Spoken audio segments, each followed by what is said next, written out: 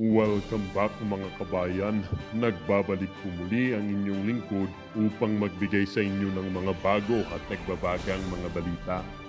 Wala nang takas si Kuting, Tambaluslos at Smugs sa inilabas na alas ni Atty. Vic Rodriguez na tuluyang magpapabagsak sa mga pulpolitikong mga ito.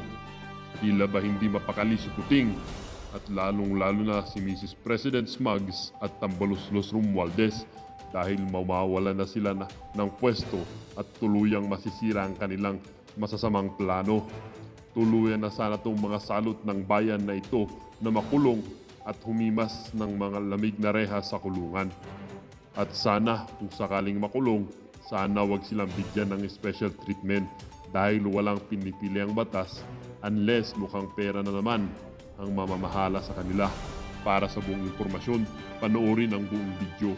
At kung bago ka pa lamang sa aking channel, huwag kakalimutang mag-subscribe, pindutin ang notification bell at piliin ang all upang laging maging updated sa mga bago at nagbabagang mga balita.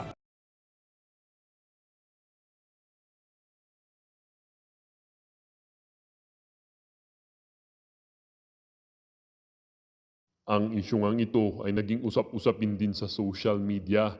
Merong isang netizen na nagsabi, "Great job, Atty. Vic. You have explained the issues surrounding the People's Initiative to manipulate the people into agreeing to change the Constitution without explaining the grounds for Chacha. Hence, we should not allow this PI to push through. Hashtag no to Chacha." At sabi din ng isang netizen, "Tama kayo, Atty. Vic. Nakakarami ang hindi nakakaintindi sa konstitusyon. Mabuti natatalakay ngayon in public sa social media.